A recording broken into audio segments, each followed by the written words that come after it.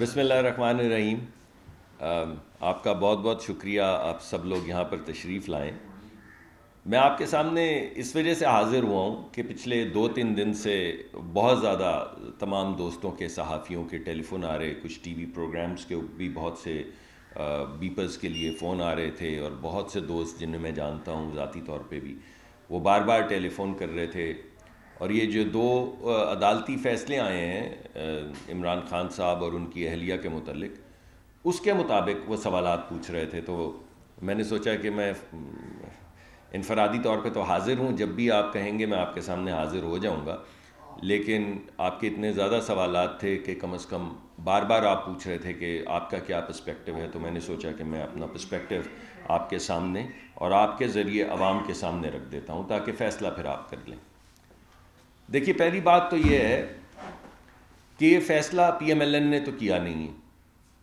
پی M L N نہ تو عدالت ہے، نہ P M L N caretaker حکومت ہے، نہ P M L N election commission ہے۔ یہ فیصلہ جن نے کیا ہے، یہ تمام تفصیلی سوالات جو آپ پوچھ رہے ہیں، ہم اپنا موقف تو دے سکتے ہیں، لیکن یہ سوالات تو آپ کو انہی سے پوچھنے چاہیے جن نے یہ فیصلے کیے ہیں۔ تو پہلا مقدمہ تو میں آپ کے سامنے یہ رکھ رہا ہوں کہ یہ مقدمہ ہی عدالت کا ہے، ہمارا نہیں ہے۔ دوسرا، میں آپ کے سامنے یہ مقدمہ رکھنا چاہتا ہوں کہ یہ جو فیصلہ آپ کے سامنے آیا ہے، ان میں سے ایک فیصلہ جج محمد بشیر صاحب نے کیا ہے۔ تو ابھی میرے دوست کچھ جن سے میری بے تکلفی ہے مجھے کہہ رہے تھے پٹرول کے حوالے سے ہم آپ کو کلپ دکھاتے ہیں آپ کے پرانے، تو میں نے ان سے گزارش کی کہ آپ ذرا عمران خان صاحب کے وہ کلپ نکالیں جس میں آدھا آدھا گھنٹہ انہوں نے تعریف کی ہے جج محمد بشیر کی، اس وجہ سے کہ انہوں نے نواز شریف کو اور ان کی بٹیا کو، دونوں کو 8-10 سال قید کی سزا دی تھی، اور ان کو مرد مومن کہتے تھے، اور کہتے تھے کہ جج محمد بشیر سے زیادہ عظیم کوئی شخص نہیں ہے۔ تو بھائی، آج جج محمد بشیر کی عظمت کو کیا ہوا؟ یہ آج جو اعتراضات اٹھا رہے ہیں، ذرا ان کو ان کلپس کے حوالے سے دیکھیں جس میں آپ تھکتے نہیں تھے جج محمد بشیر کا نام لیے ہوئے۔ تو آج بھی تو فیصلہ جج محمد بشیر کا ہے۔ تو وہ والا جج محمد بشیر غلط تھا اور یہ والا جج محمد بشیر صحیح ہے، یا یہ والا جج محمد بشیر غلط ہے اور وہ والا غلط جج محمد بشیر صحیح تھا؟ ایک بات اس حوالے سے میں آپ کو اور بھی بتانا چاہتا ہوں۔ کوئی آپ کو تصویر نظر آئی میاں نواز شریف صاحب کی کہ وہ کسی کو شیرینی یا لڈو کھلا رہے ہیں یا خوشیاں منا رہے ہیں؟ ہماری طرف سے، میری طرف سے، مریم نواز صاحبہ کی طرف سے کسی کو لڈو بانٹتے، کسی کو شیرینیاں کھاتے کوئی تصویر نظر آئی؟ اب وہ ذرا آپ خود جا کے چیک کر لیں، اور آپ ماشاءاللہ عوام بھی جو ہے، اور ہمارے بالخصوص ینگ بچے، کہ وہ جو دوسروں کے دکھ کے اوپر، دوسروں کی تنگی کے اوپر، دوسروں کی تکلیف کے اوپر جو لڈو بانٹ رہے تھے، جو خوشیاں منا رہے تھے، وہ کیا تھیں؟ تو ان دونوں چیزوں کو سامنے رکھیں گے تو آپ کو دونوں جگہ کا کلچر آپ کے سامنے آ جائے گا، اور آپ کے سامنے وہ ہپوکریسی بھی آ جائے گی، وہ دوغلا پن بھی آ جائے گا جو آپ کو جج محمد بشیر اب اور جج محمد بشیر تب، اس کے اوپر جو تبصرے تھے، ان کی تکرار میں آپ کو حقیقت جو ہے پتہ چل جائے گی۔ اور میں نے آپ کو کہا کہ یہ فیصلہ عدالت کا ہے، لیکن بھائی اس عدالت کے فیصلے کے اوپر تو اپیلیں موجود ہیں۔ ابھی اس کے بعد تو ہائی کورٹ میں اپیل ہے، اس کے بعد ریویو ہے، اس کے بعد سپریم کورٹ کی اپیل ہے، اس کے بعد سپریم کورٹ کا ریویو ہے، 3 4 آپ کے پاس اپیلیں موجود ہیں۔ اور اگر کسی جگہ پہ جھول ہے عدالتی کارروائی میں، اگر فیصلے میں کوئی جھول ہے، اگر آپ سمجھتے ہیں کہ فیصلہ صحیح نہیں ہے، تو آپ کو ریلیف مل جائے گا۔ میاں محمد نواز شریف کے لیے تو کوئی ریلیف نہیں تھا۔ سپریم کورٹ آف پاکستان کو ٹرائل کورٹ بنا دیا گیا۔ وہ کیا ہے کہ کسے وکیل کریں، کس سے منصفی چاہیں، کہ خودی عدالت بھی، خودی وکیل بھی، خودی سپروائزر بھی۔ کیا حیرت کی بات ہے کہ پاکستان کی تاریخ میں سپریم کورٹ آف پاکستان کو ٹرائل کورٹ بنا دیا گیا اور سزا دے دی گئی جس کی اپیل کہاں کریں؟ اگر سپریم کورٹ خود آپ کو سزا دے رہا ہے تو بھائی اپیل کہاں کریں؟ یہاں تو آپ کو تمام اپیل کے حق دیے گئے ہیں، اور میں تو قانونی ماہر ہوں نہیں کہ قانونی طور پہ اس پہ تبصرہ کر سکوں، لیکن یہ تو میں آپ کو بتا سکتا ہوں کہ کوئی سپریم کورٹ کا جج سپروائزر نہیں لگایا گیا اس کیس کے اوپر، سپریم کورٹ کا، ہائی کورٹ کا نہیں۔ میاں نواز شریف کا مقدمہ کہاں چل رہا ہے؟ لوور عدالت میں، نیب کی عدالت میں۔ اس کے اوپر کون بیٹھے ہوئے ہیں؟ سپریم کورٹ کے جج، کہ کہیں کوئی فیصلہ ایسا ویسا نہ ہو جائے، کہیں کوئی انصاف کی توقع نہ کسی جگہ پہ پیدا ہو جائے۔ تو بھائی یہ فیصلہ، وہ فیصلہ، یہ والا جج محمد بشیر، وہ والا جج محمد بشیر، آپ کس بات کی تکرار میں پڑ رہے ہیں؟ اور پھر فیصلہ کس بات کا ہے؟ فیصلہ اس بات کا ہے، دو فیصلے ہوئے ہیں بڑے بڑے، ایک ایک کر کے چلتے ہیں۔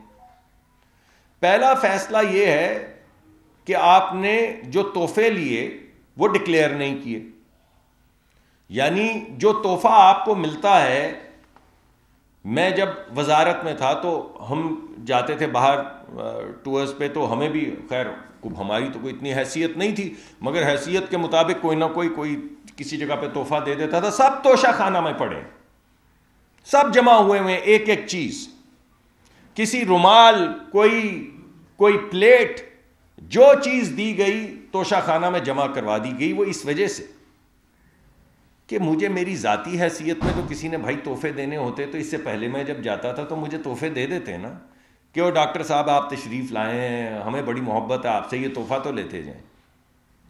تحفے تو اس وقت ملے جب میں وزارت میں آیا، اور کیونکہ وہ آپ کو جو سونپی گئی ہے ذمہ داری، اس کی وجہ سے آپ کو تحفے ملتے ہیں، تو میں نے اسی طرح سرکاری امانت سمجھ کے اس کو سرکار کے توشہ خانے میں جمع کروا دیے۔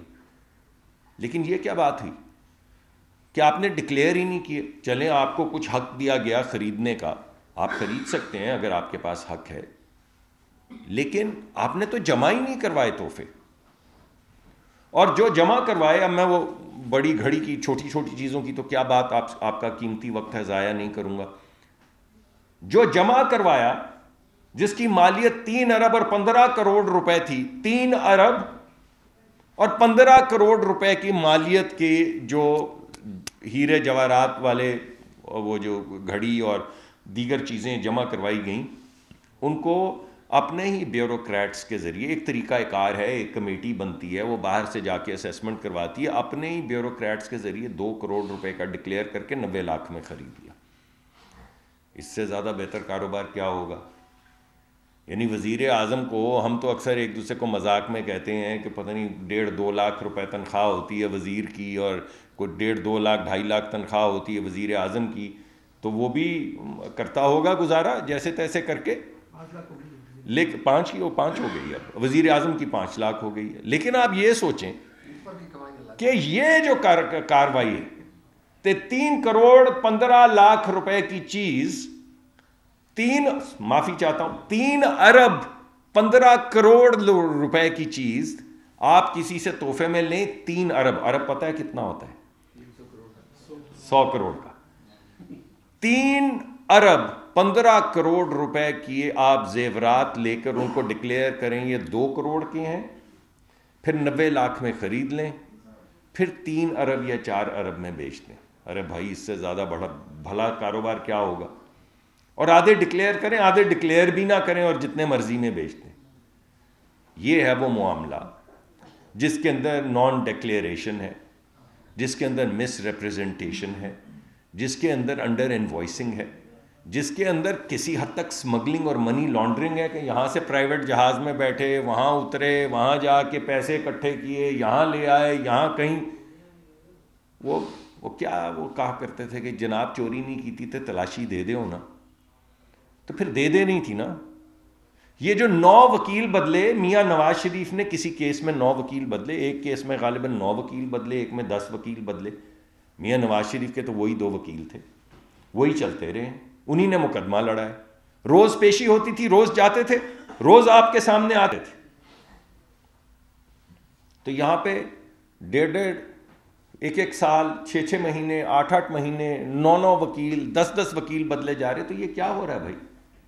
یہ کون سی عدالتی نظام ہے؟ کبھی وہ کہتے ہیں کل آ جائیے گا، پھر عدالت کہتی چلے پرسوں آ جائیے گا، پھر وہ کہتے ہیں چلے وکیل کو ہی بھیج دیں. یہ وہ جس زمانے میں بنی گالا میں تھے، میں اس زمانے کی بات کر رہا ہوں، آپ کو یاد ہوگا. یہاں پہ وہ کہتے تھے اچھا چلیں آپ خود نہیں آ سکے، آخری مہلت، چلیں ایک اور، چلے شام تک آ جائیں.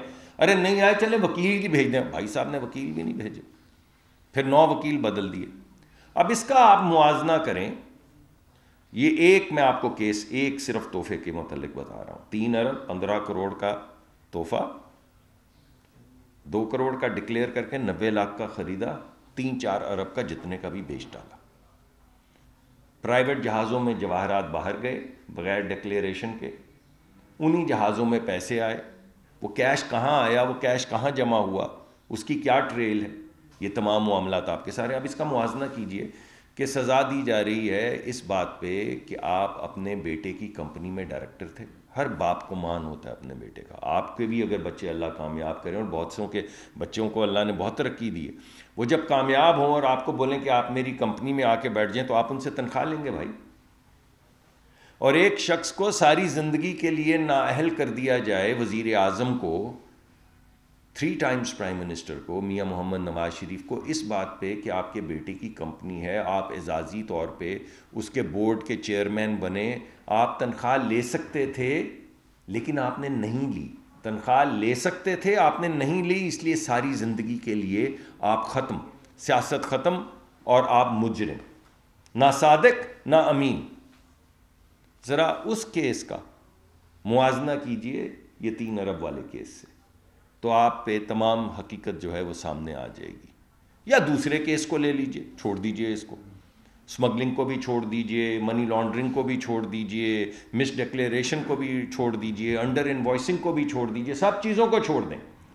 آپ نے اس ملک کا، جب آپ وزیر اعظم بنتے ہیں یا وزیر بنتے ہیں تو آپ اوتھ لیتے ہیں، آپ اس طرح ہاتھ اٹھاتے ہیں اور حلف لیتے ہیں، جیسے آپ قرآن پہ لیتے ہیں ویسے آپ حلف لیتے ہیں کہ اس کام میں میرے سامنے جو بھی سیکرٹس آئیں گے ریاست کے، میں ان کو کسی پہ عیان نہیں کروں گا. یہ آپ حلف لیتے ہیں اور اس حلف کے ذریعے آپ وزیر اعظم بنتے ہیں یا وزیر بنتے ہیں. اور آپ نے وہ جو سیکرٹ، اسٹیٹ سیکرٹ کے ڈاکیومنٹس تھے، آپ نے ایسے کر کے لہرا دیے اور باہر پھینک دیے. تو یہ کیا ہے؟ تو کیا اگر آپ اسٹیٹ سیکرٹس باہر اپنے سیاسی مفاد کے لیے پھینکنے کے لیے تیار ہیں، وہ بھی توڑ مروڑ کے، تو جو ہمارے نیوکلیئر سیکرٹ ہیں جو آپ کے پاس محفوظ ہوتے ہیں کیونکہ آپ وزیر اعظم ہیں، تو آپ وہ سیکرٹ کیوں نہیں اپنے سیاسی مفاد کے لیے کسی دشمن کے سامنے رکھ دیں گے؟ ذرا بتائیے. یعنی یہ سیکرٹ ہے، وہ سیکرٹ کیا ہے؟ اوتھ تو آپ نے دونوں کا لیا ہوا ہے. یہ جو سزا ہوئی ہے، یہ سیکریسی ایکٹ، یعنی وہ پاسداری جس کا آپ نے حلف لیا ہوا ہے، اس کو تار تار کرنے پہ سزا ہوئی ہے. اور اس کی وجہ یہ ہے کہ صرف یہ نہیں کہ آپ نے سائفر لہرایا ہے، یا آپ نے ملک کے جو ہمارے تعلقات ہیں بیرونی دیگر ممالک کے ساتھ، آپ نے ان سب کو سیبوٹاج کیا. اور یہ کوئی امریکہ اکیلا سائفر وائفر نہیں ہے. اس سے پہلے آپ کو یاد ہوگا انہوں نے یہی کام کیا ہمارے ایک اور GCC کے ملک کے ساتھ. ایک ملک میں گئے، انہوں نے کہا اس نے مجھے روک لیا تھا. دوسرے ملک میں گئے، انہوں نے کہا کہ وہ یار مجھے نہیں رکنا چاہیے تھا، آ جانا چاہیے تھا. یعنی آپ نے ہمارے تعلقات ترکی سے خراب کیے، آپ نے ہمارے تعلقات ملیشیا سے خراب کیے، آپ نے ہمارے تعلقات سعودی عربیہ سے خراب، یعنی ہمارے تمام دوست ممالک جو دکھ درد میں ہمارے ساتھ کھڑے ہوتے ہیں، آپ نے اپنے سیاسی مفادات کے لیے سب کی دھجیاں اڑا دی. کبھی آپ نے کہا کہ امریکہ کا صدر، وہ کہہ رہے ہیں کہ ہم نے ٹیررزم پہ بات کی، آپ کہہ رہے ہیں ہماری بات ہی کوئی نہیں ہوئی. وہ کہہ رہے ہیں اچھا پھر ہم وہ کاغذ آپ کے سامنے رکھ دیں جو منٹس ہوتے ہیں میٹنگ کے. تو آپ نے کہا نہیں چھوڑو اس بات کو. پھر آپ نے کہا کہ وہ آپ کو فرانس کا صدر مجھے فون کرنا چاہ رہا تھا، میں ذرا مصروف تھا، میں نے اس کا فون ہی نہیں لیا. ارے فرانس کی ایمبیسی سیخ پا ہو گئی کہ ہم نے تو آپ کو مبارکباد کے لیے فون ایمبیسی سے کیا تھا کہ وقت طے کر لیں. آپ نے اس کا بھی ٹھٹھا لگا دیا باہر نکل کے. نہ آپ کو امریکہ کی پرواہ، نہ آپ کو فرانس کی پرواہ. چلیں ویسٹرن ممالک ہیں، ہمارے ہاں ایک خاص رویہ ہے، مگر ہمارے دوست ملک جو ہمارے ساتھ کندھے سے کندھا لگا کے کھڑے ہوتے ہیں، آپ نے ان کو بھی اڑا دیا.